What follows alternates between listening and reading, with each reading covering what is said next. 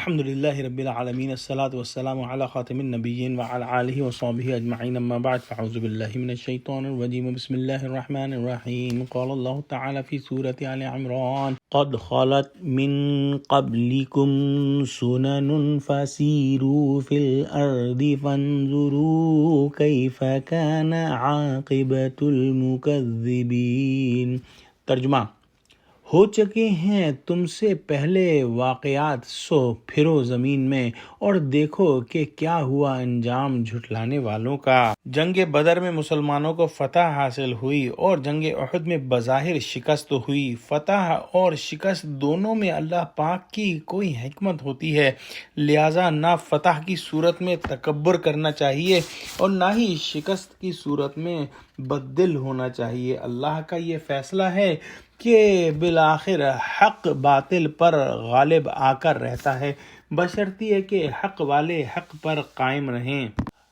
تم سے پہلے بہت سی قومیں اور ملتیں گزر چکیں، بڑے بڑے واقعات پیش آ چکے۔ خدا تعالیٰ کی عادت بھی بار بار معلوم کرا دی گئی کہ ان میں سے جنہوں نے انبیاء علیہم السلام کی عداوت اور حق کی تکذیب پر کمر باندھی اور خدا کے رسول کی تصدیق و اطاعت سے منہ پھیرا، حرام خوری اور ظلم و عصیان پر ڈٹے رہے، ان کا کیسا برا انجام ہوا۔ یقین نہ ہو تو زمین میں چل پھر کر ان کی تباہی کے آثار دیکھ لو جو آج بھی تمہارے ملک کے قریب موجود ہیں۔ ان واقعات میں غور کرنے والوں سے معرکہ احد کے دونوں حریفوں کو سبق لینا چاہیے، یعنی مشرکین جو پیغمبر خدا کی عداوت میں حق کو کچلنے کے لیے نکلے، اپنی تھوڑی سی عارضی کامیابی پر مغرور نہ ہوں کہ ان کا آخری انجام بجز ہلاکت و بربادی کے کچھ نہیں، اور یہی ہوا۔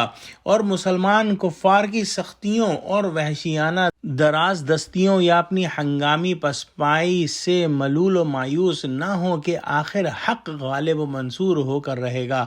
قدیم سے سنت اللہ یہی ہے جو ٹل نہیں سکتی۔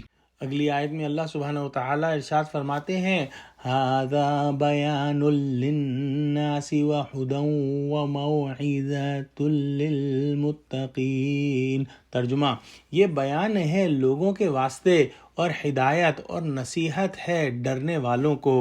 یہ قرآن لوگوں کے لیے ایک واضح پیغام ہے اور اللہ سے ڈرنے والوں کے لیے اس میں ہدایت اور نصیحت ہے۔ جو پچھلی قوموں کا ذکر قرآن میں ہے اور جو حضور صلی اللہ علیہ وآلہ وسلم اور ان کے صحابہ کی جد و جہد قرآن کے اندر ہے، اور یہ تمام معلومات انسانیت کے لیے ہدایت کا سرچشمہ ہے۔ ان معلومات سے انسان اپنے لیے سچ اور جھوٹ، صحیح اور غلط، حق اور باطل کا فیصلہ کر سکتا ہے۔